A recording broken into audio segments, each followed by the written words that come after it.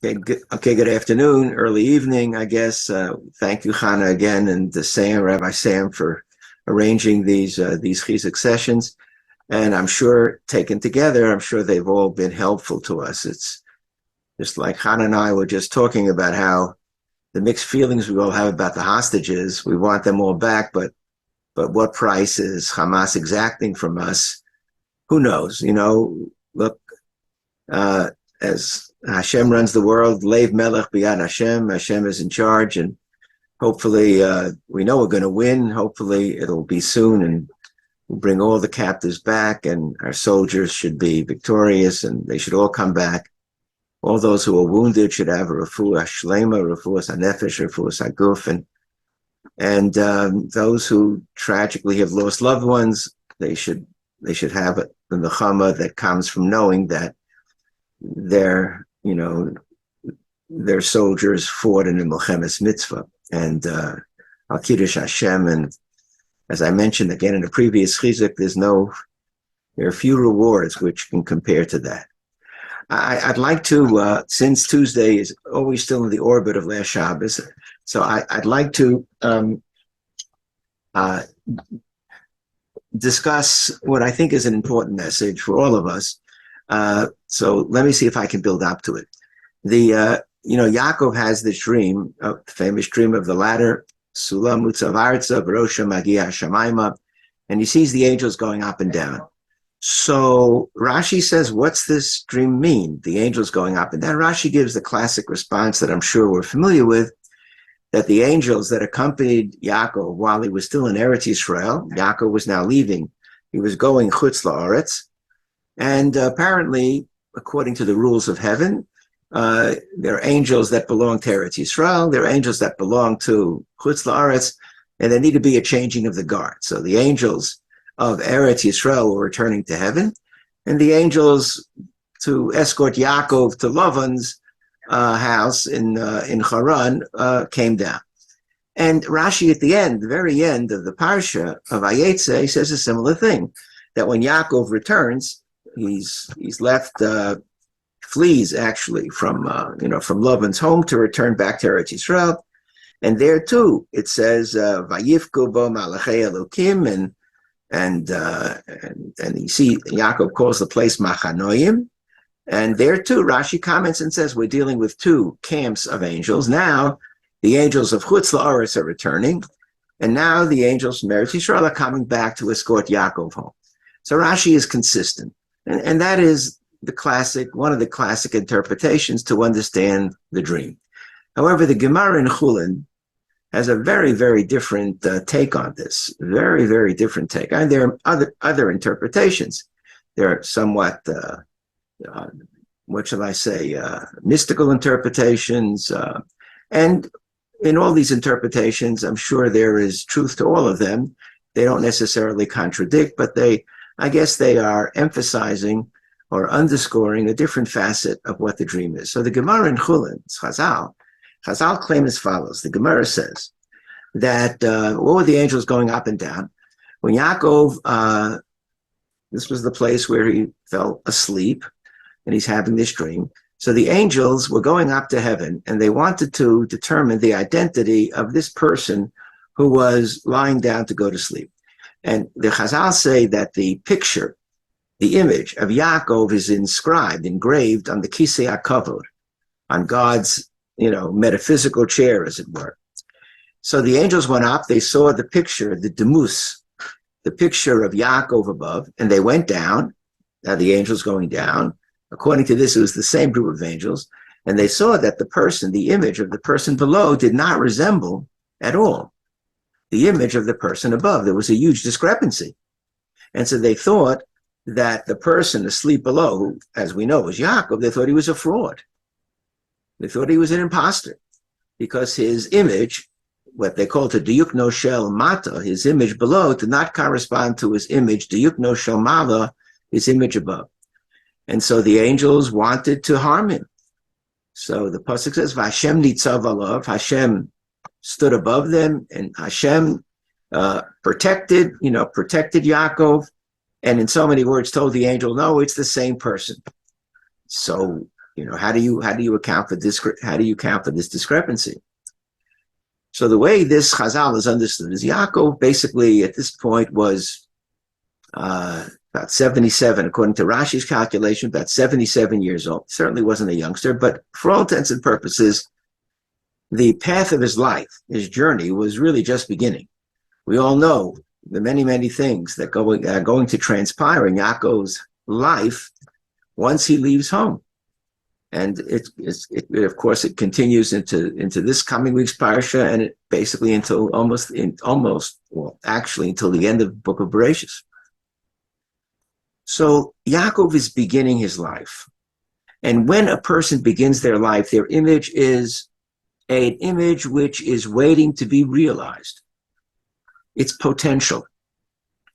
And when the person realizes what their mission in life was, then their earthly image begins to resemble their heavenly image.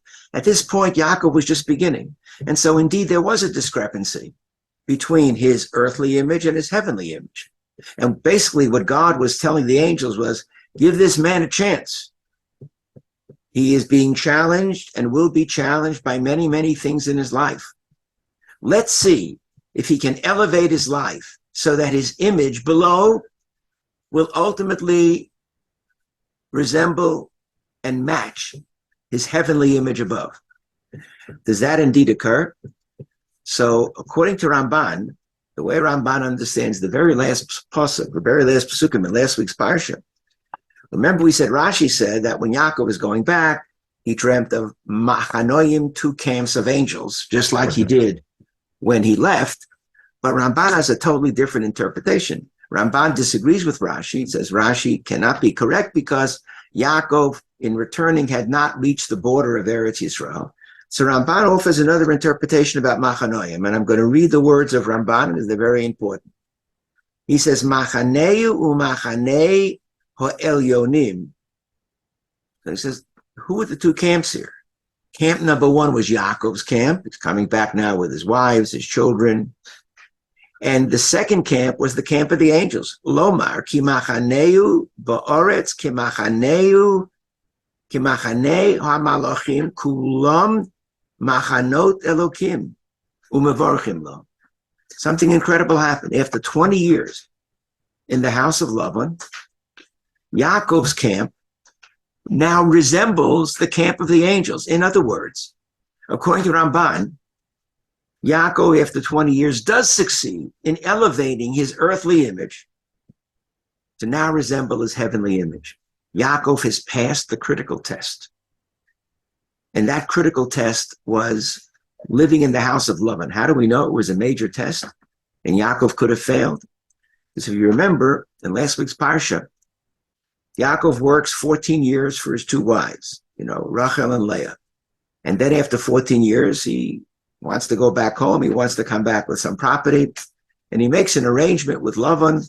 And for the next 6 years, he manages to accumulate a great deal of possessions, servants and maidservants and all different types of animals. He now is a wealthy person. And of course, he sees that Lavan is not too happy. Lavan is jealous. And Yaakov then has a dream. And God comes to him in a dream and he says, Yaakov, it's time for you to go home. The question is, why does Hashem have to come and tell Yaakov it's time to go home? Yaakov didn't miss his parents. He didn't miss his mother. Didn't miss his father. Hashem has to tell him to go home. Yaakov calls Rachel and Leah out into the field, out of the earshot of their father Lavan, and tells them about the dream that he had. But he expands on the dream. He says more. And here's exactly, I'm just going to read what Yaakov tells his wife. He said, God came to me.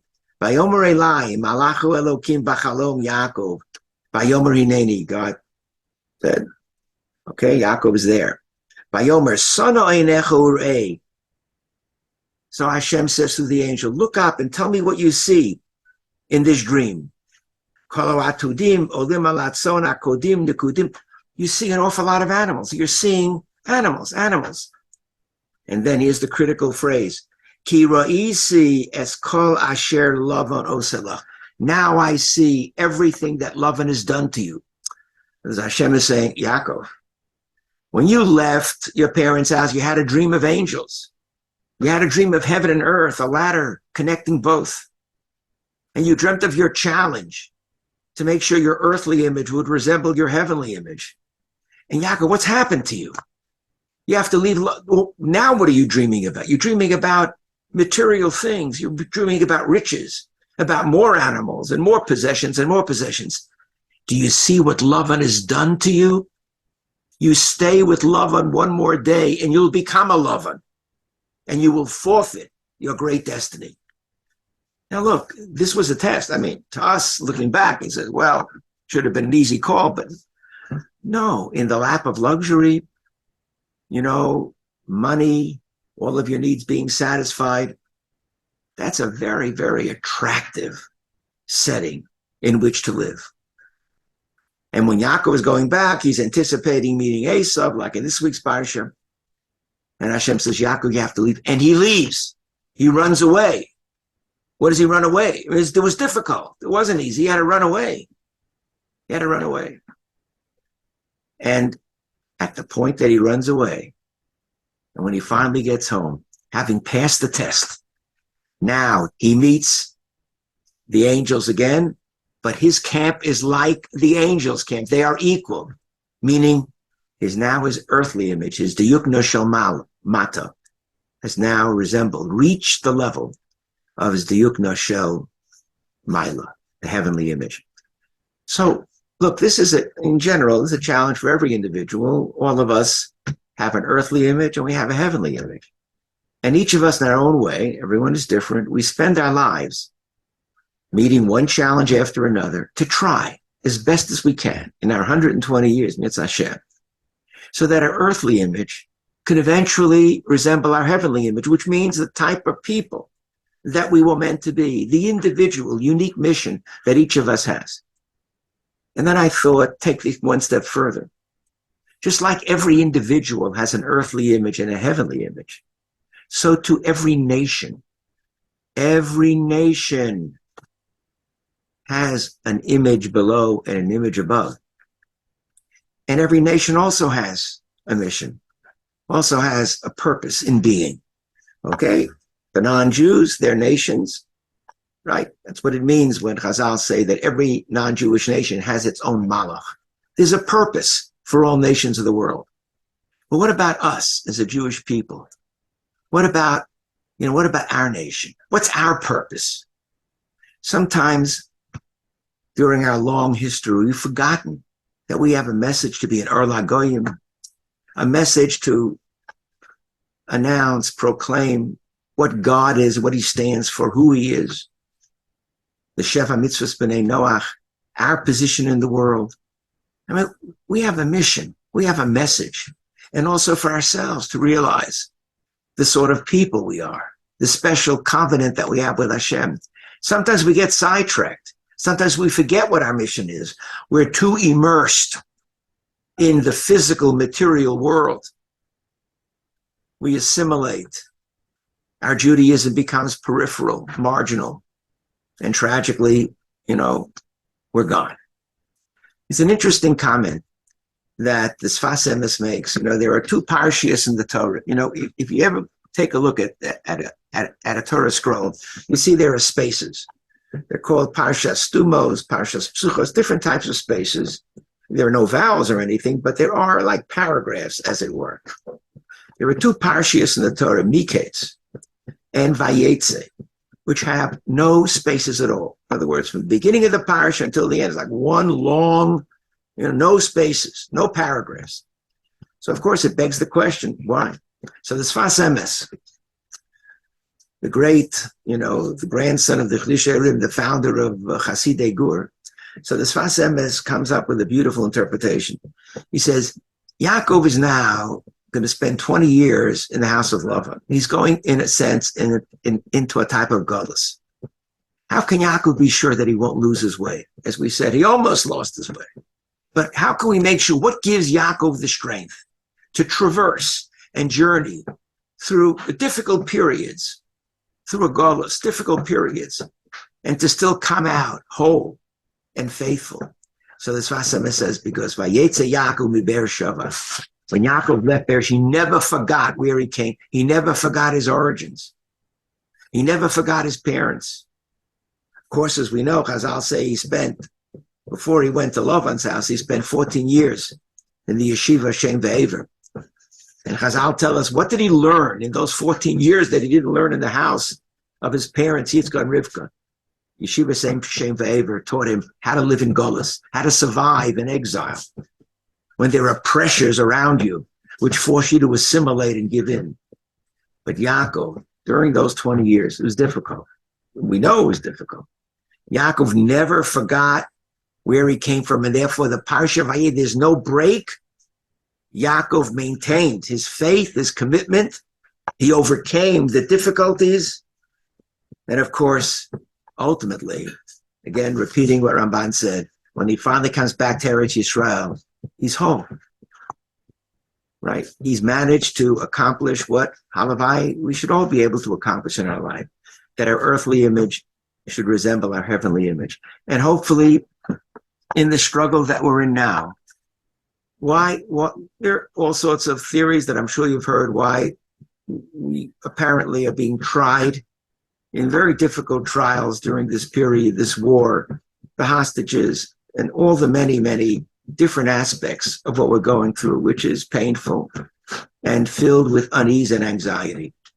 But whatever it is, whatever the reason is, as long as we remember where we came from, what our mission is, what our purpose is as a country, as a Medina, to be really a Reshif, Tzemichat Gulatenu, that this should be the beginning of the redemption. If we can remember that and never forget it, then hopefully the image of our wonderful country as a people, as an Am Segula, will rise and will ultimately be able to fulfill our mission. And when this is over, the lessons of Achdus, the lessons of Shalom, that hopefully we've learned, will remain with us and catapult us into heaven, so that our image, perhaps at the beginning, our nation was only in potential. Maybe there was a discrepancy, but now our earthly image as a people will resemble our heavenly image as a people. When that happens, ladies and gentlemen, that's Geula, that's redemption. Okay. Thank you for listening. Have a great week, and God willing, we'll be back in touch next week.